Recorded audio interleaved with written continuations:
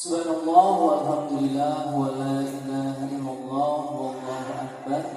La haula wa la quwwata illa billahil aliyyil azim. Allahumma shalli ala sayyidina Muhammad wa ala ali sayyidina Muhammad.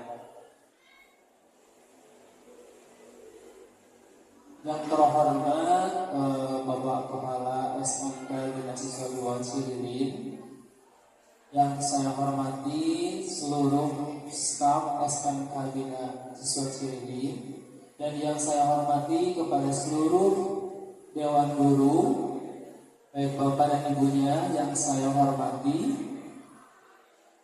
Pertama-tama marilah kita panjatkan puji dan syukur kita kepada Allah Subhanahu wa taala yang telah memberikan kesempatan kepada kita untuk dapat bersilaturahmi di hari ini dan bisa berkolaborasi gitu ya, bisa bertatap muka, yang mudah-mudahan insya Allah ini menjadi suatu yang bermanfaat untuk kita semua. Yang mudah-mudahan dalam acara ini kita mendapatkan ridho dari Allah Subhanahu wa taala dan hati kita diikhlaskan, gitu ya. Baik, sholawat beserta salam marilah kita suguhkan kepada baginda alam yakni Habibana wa Nabiyana Muhammad sallallahu alaihi wasallam. Tidak lupa kepada keluarganya, para sahabatnya, tabi'in-tabi'innya, dan mudah-mudahan sampai kepada kita selaku umatnya yang selalu mempelajari ajarannya dan mudah-mudahan menjadi syafaat nanti di yaumil akhir. Amin ya Allah ya rabbal alamin. Baik Bapak Ibu Guru, langsung saja ada ke acara hari ini. Mungkin Bapak Ibu Guru bertanya-tanya, oh dia gitu ya. Ibu Pak Ibu sarangan cenah menjawab kieu. Oke, alhamdulillah tadi pagi saya sudah dapat izin dari Bapak Wakil Kepala Sekolah untuk melaksanakan kegiatan hari ini, dan Bapak Kepala Sekolah beserta wakilnya tidak dapat mengikuti kegiatan ini dikarenakan ada kegiatan yang lain seperti itu ya. Baik, alhamdulillah sudah dapat izin dari pihak sekolah. Kemudian untuk susunan acara yang akan dilakukan hari ini judulnya Bu, karena saya sebagai calon guru penggerak, jadi di sini saya judulnya bukan apa ya, mohon maaf sebelumnya, bukan untuk menggurui gitu ya, bukan saya merasa saya sudah bagus nih, saya sudah hebat, tidak ya Bapak Ibu. Dan di sini tujuannya saya adalah untuk berbagi sharing pengalaman yang saya dapatkan selama saya mendapatkan pendidikan di calon guru penggerak di angkatan 7. Itu ya Bapak Ibu. Nah, untuk susunan acaranya di sini saya simpel saja. Di sini yang pertama ada pembukaan, kemudian yang kedua kita akan menyanyikan lagu Indonesia Raya beserta Mas Guru Penggerak. Kemudian yang ketiganya yaitu kegiatan intinya, penyampaian materi dari saya sendiri. Kemudian nanti yang terakhir ada sesi tanya jawab. Boleh Bapak Ibu nanti kalau misalkan ada sesuatu hal yang ingin ditanyakan, boleh kita sharing bersama-sama berbagi pengalaman. Yang terakhir yaitu penutup. Baik Bapak Ibu Guru sekalian yang terhormat, saya akan langsung buka saja acara ini. Mari kita ucapkan basmalah secara bersama-sama.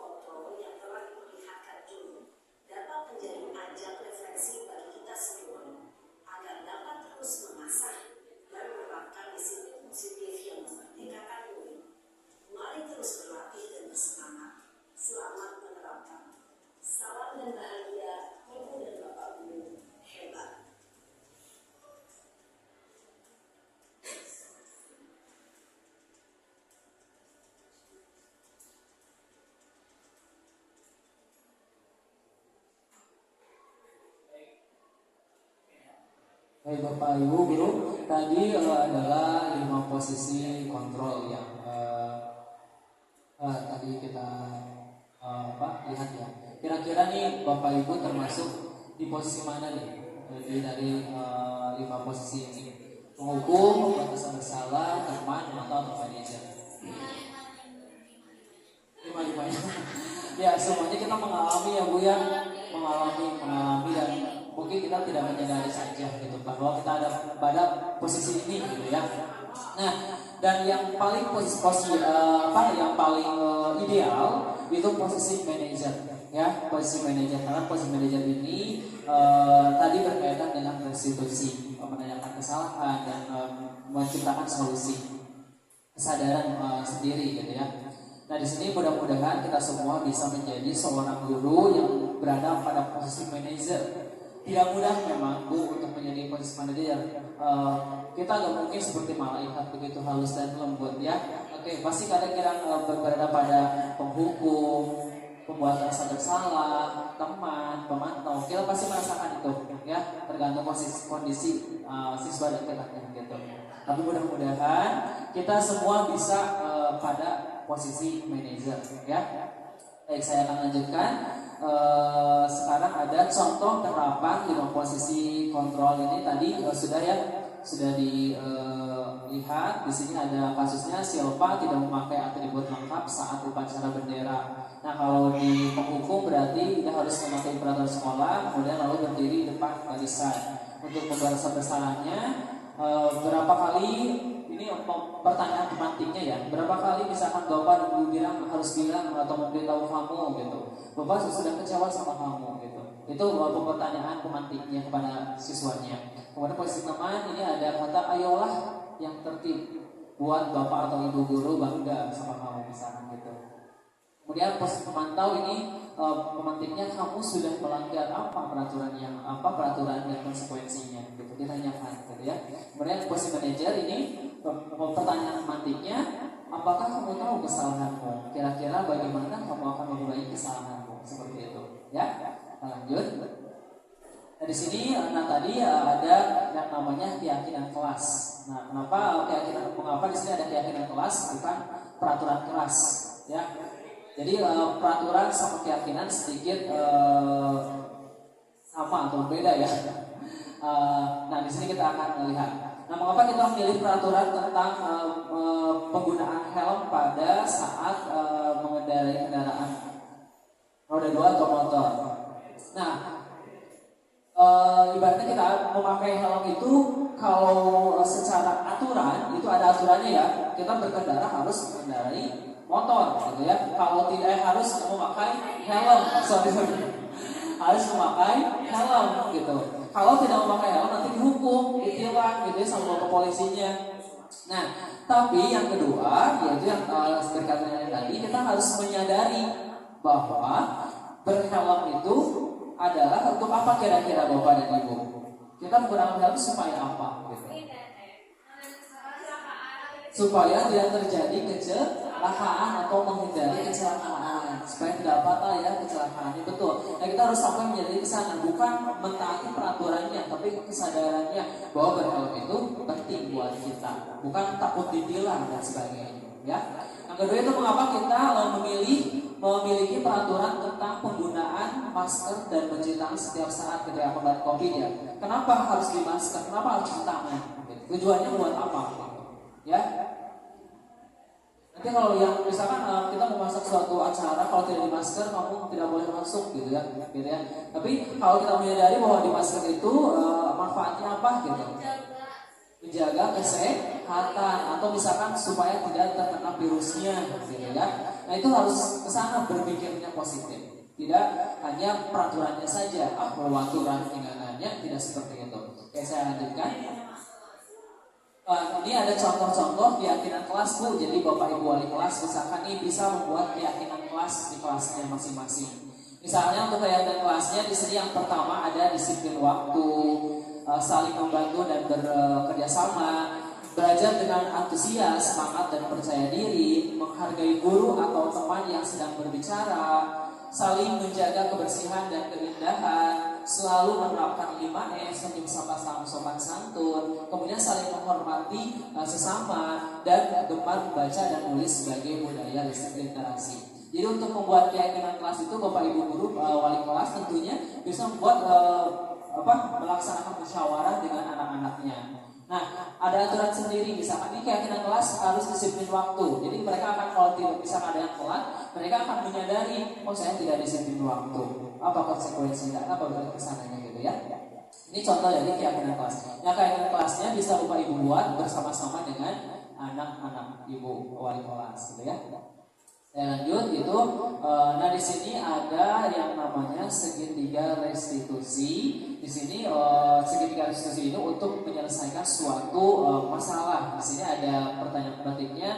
Di sini ada menstabilkan identitas. Nah kita semua akan melakukan hal terbaik yang bisa kita lakukan. Misalkan pertanyaan atau penjelasan matinya ya. Validasi tindakan yang salah. Semua perilaku memiliki alasan. Jadi ketika seseorang melakukan kesalahan atau melanggar itu ada alasannya, gitu ya.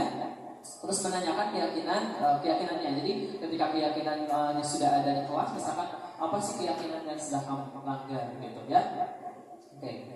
Nah di sini saya sebelum ini ada sebuah video untuk segitiga research tadi. Bentar. Supaya Bapak Ibu lebih paham tentang segitiga restitusi ini untuk menyelesaikan suatu kasus yang terjadi pada siswa.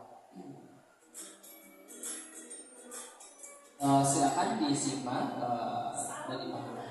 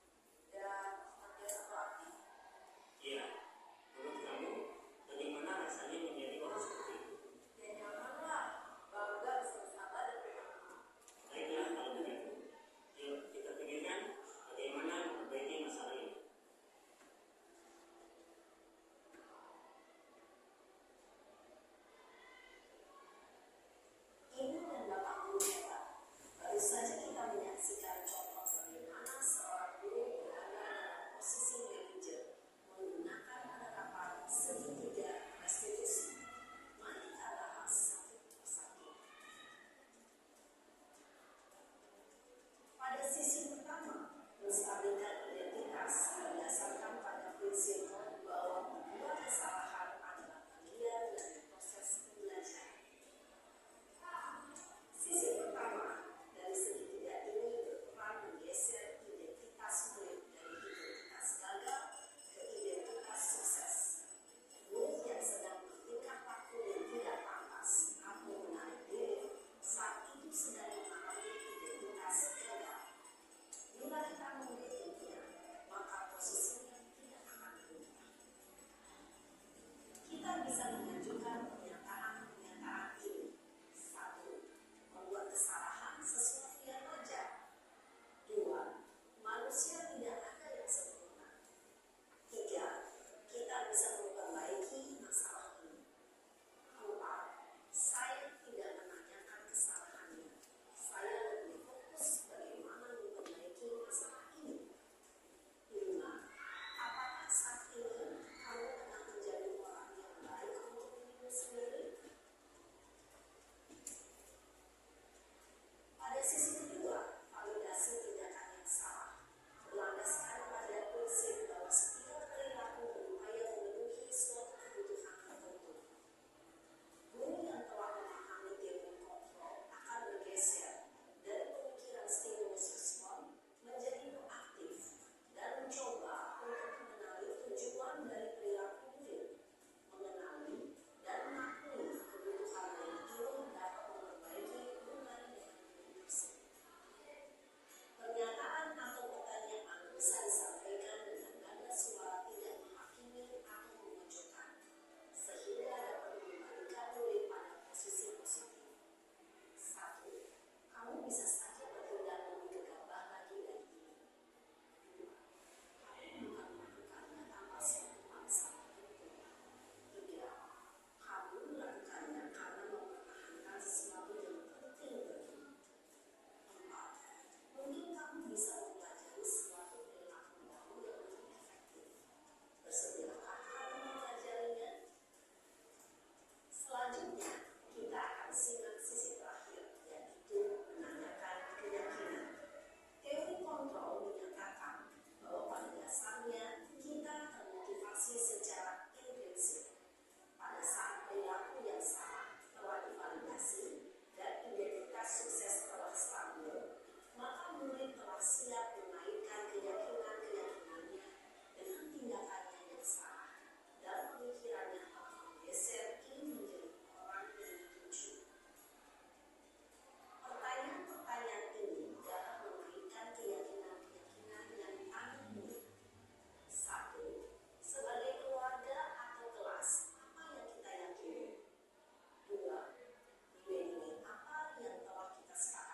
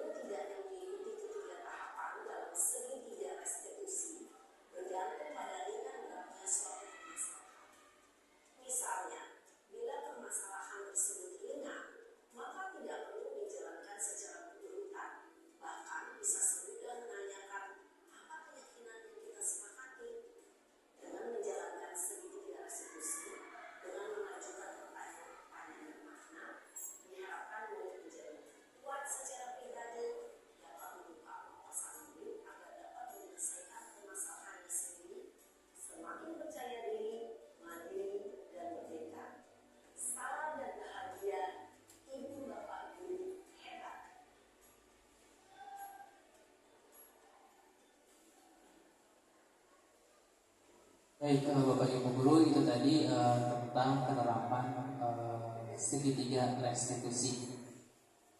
Nah, saya kembali ke materinya.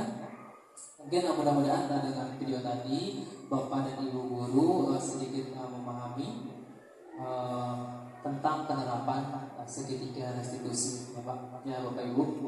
Nah, di sini saya ambil dari Standar Nasional Pendidikan. Dalam penerapan program disiplin positif, hendaknya guru memiliki standar kepribadian profesional dan sosial yang baik, di mana guru mampu berefleksi pada posisi kontrolnya saat ini, bagaimana perjalanan dirinya sebagai seorang among atau posisi manajer yang menuntut murid-murid menjadi insan yang mandiri, merdeka, dan bertanggung jawab. Semoga sesi belajar hari ini membawa manfaat sehingga dapat mewujudkan profil pelajar Pancasila. Salam merdeka belajar.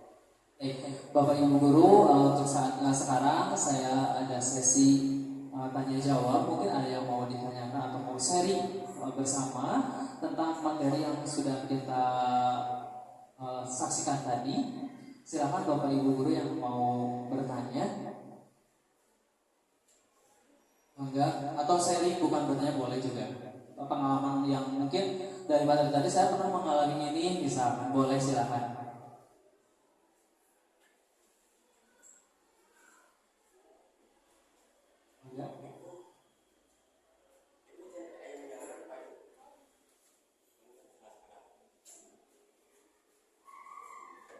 Enggak, Bapak Ibu dari badan.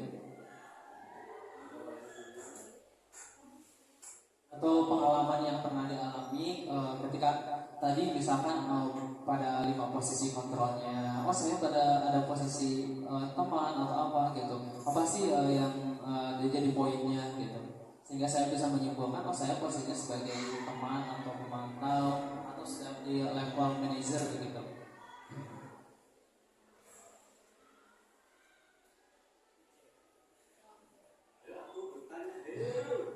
Sering aja, sharing pengalamannya.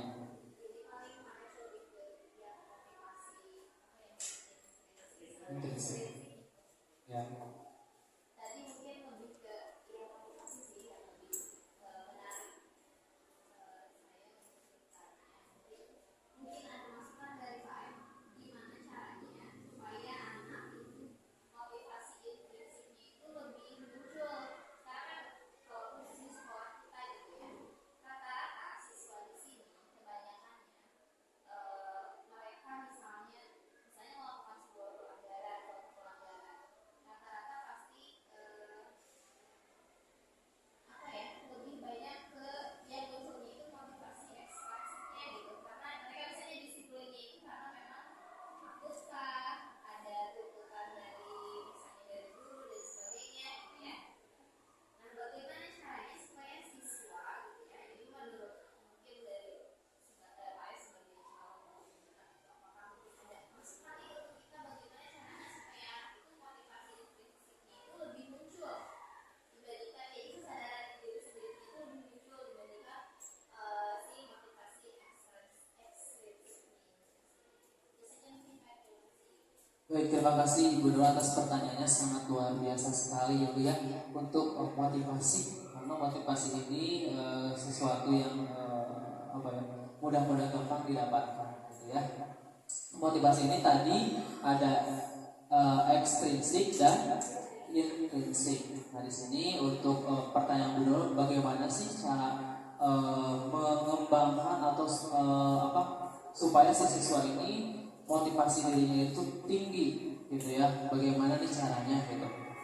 Nah, sebenarnya untuk mendapatkan motivasi diri itu Bu tidak ada otomatis, tidak eksternal, tidak ada dorongan dari yang lain, tapi menyadari dirinya sendiri. Tidak bisa dibangunkan oleh kita. Misalkan kita sebagai ekstrinsik, gak apa-apa kita memberikan motivasi ekstrinsik pada muridnya, karena dia akan berpikir juga, ya akan mengacu, akan menuntun si anak itu menuju motivasi intrinsik, akan menjadi sadar.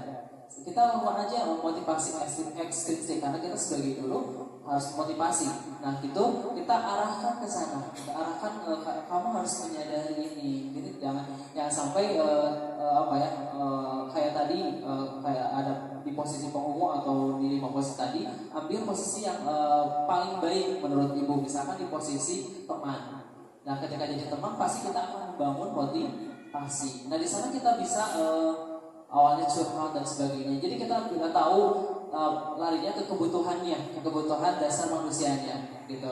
Jadi kita akan tahu motivasi apa yang dibutuhkan. Nah kita bisa sadarkan itu melalui motivasi ekstrinsiknya, gitu. Karena motivasi intrinsik itu bisa dibangunnya oleh dirinya sendiri, tapi tetap ada stimulusnya. Assalamualaikum warahmatullahi wabarakatuh. Saya dengan Dwi Sophia, guru PAIBP dari SMKS Bina Siswa 2 Cililin.